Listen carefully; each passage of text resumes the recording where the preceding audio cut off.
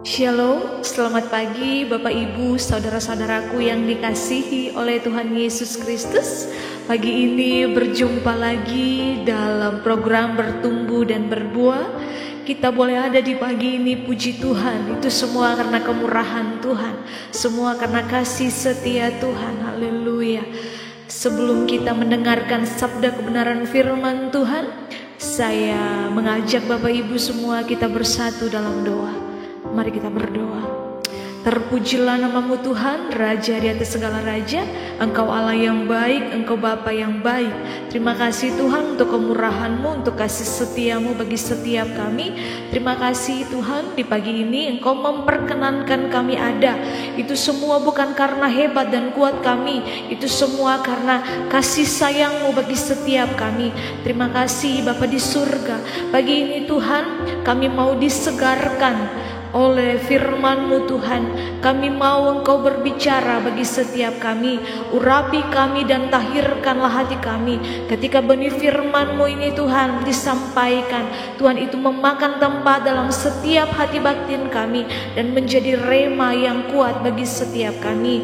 Urapi kami Tuhan, karena kami memerlukan tuntunan-Mu. Kami memerlukan Roh-Mu yang mengartikannya bagi kami.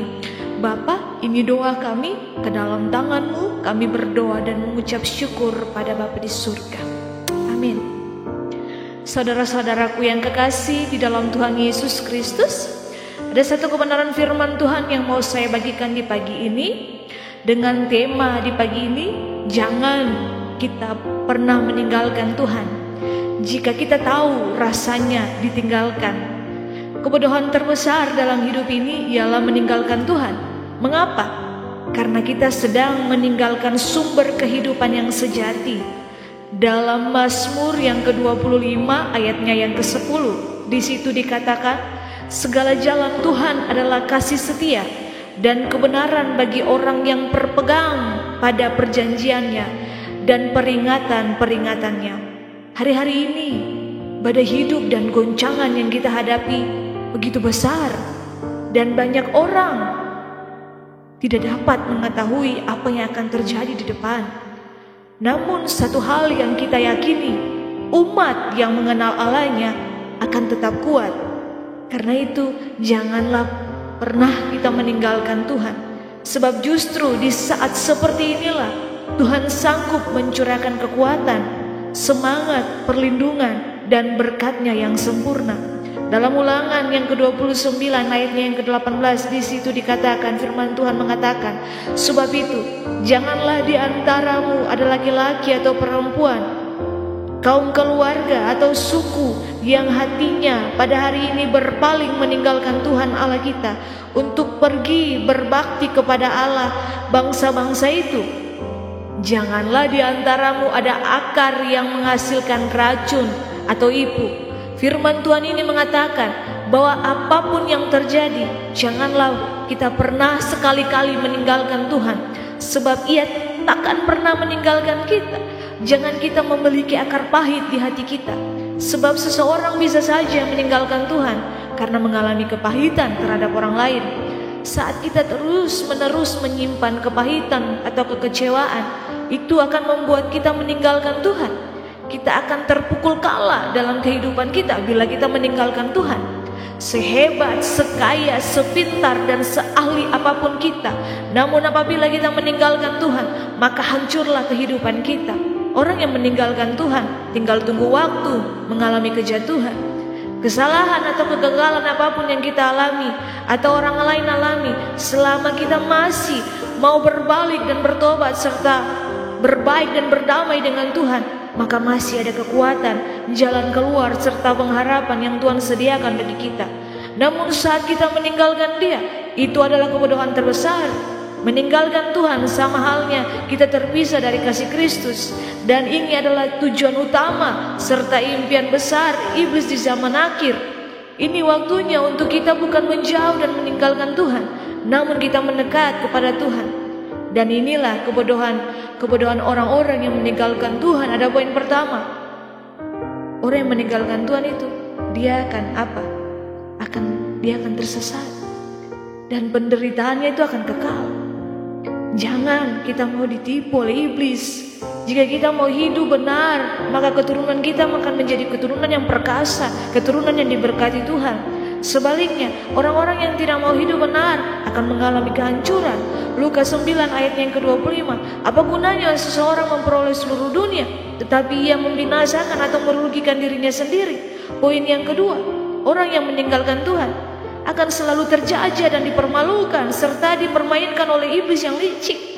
Lihatlah yang terjadi dengan Simpson ketika dia meninggalkan Tuhan karena tawaran dan godaan iblis. Orang pilihan Tuhan saja bisa jatuh, bisa meninggalkan Tuhan dan tidak menguasai diri, lalu kompromi dengan hal-hal duniawi dan meninggalkan Tuhan.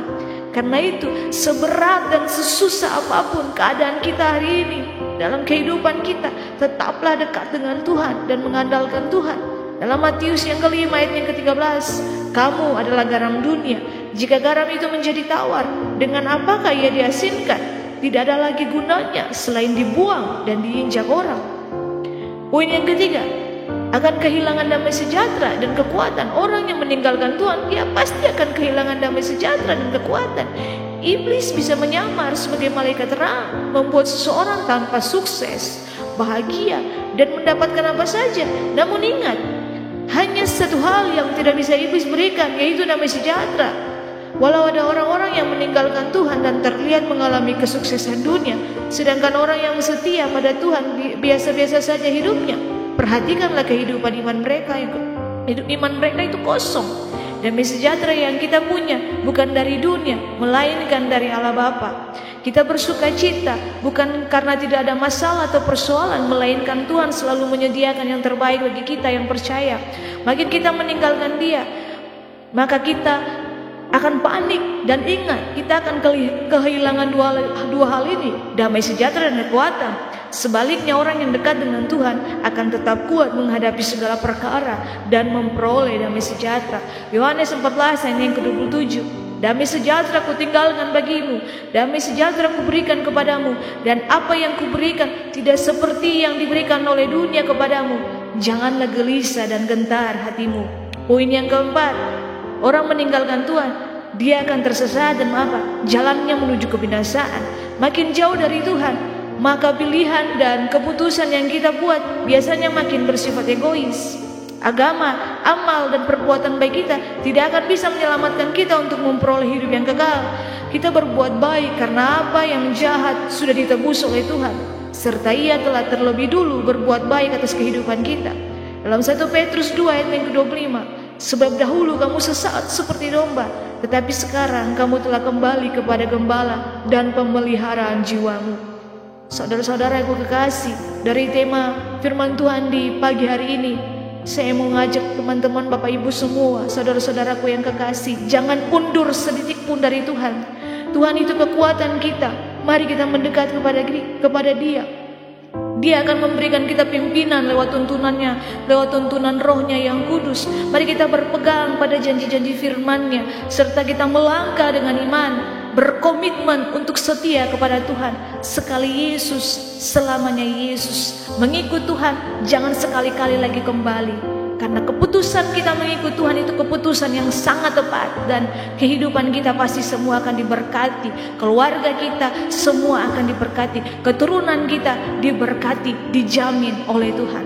Kiranya firman Tuhan dapat memberkati kita semua, menyadarkan kita dan memerdekakan setiap kita. Semakin hari kita semakin bertumbuh, kita semakin menghasilkan buah-buah roh, dan kita berdampak bagi banyak orang. Mari kita bersaat teduh lewat firman ini. Mari kita berdoa. Terpujilah nama-Mu Tuhan, Raja di atas segala raja. Terima kasih Bapa untuk kasih-Mu, untuk kemurahan-Mu. Lewat firman-Mu di pagi ini Tuhan, ini sangat memberkati setiap kami. Ini sangat menguatkan kami, bahkan memerdekakan setiap kami. Firman-Mu juga Bapa menegur setiap kami, bahwa apapun tantangan kehidupan yang kita alami sampai dengan hari ini, proses seberat apapun Tuhan, Engkau mendidik kami, Engkau berbicara bagi kami untuk kami jangan meninggalkan meninggalkan Engkau, jangan kehilangan pengharapan. Bapa, terima kasih Tuhan untuk firman-Mu yang sangat luar biasa di pagi ini. Biarlah benih firman-Mu yang ditaburkan dari hari ke hari tidak berlalu dengan sia-sia. Dia memakan tempat dalam hati batin kami, dan kami hidup bukan hanya menjadi pendengar saja, tapi kami mau melakukan apa yang menjadi kehendak-Mu. Berbahagialah orang yang hidup takut padamu dan firman-Mu dan melakukan kehendak-Mu, dan berbahagialah orang yang mengandalkan Engkau Bapa di surga. Terima kasih Tuhan, firman-Mu ini Tuhan mentahirkan setiap kami. Di dalam nama Tuhan Yesus Allah yang hidup, kami mengucap syukur dan berterima kasih atas kebaikan dan kemurahan-Mu bagi setiap kami. Haleluya, haleluya.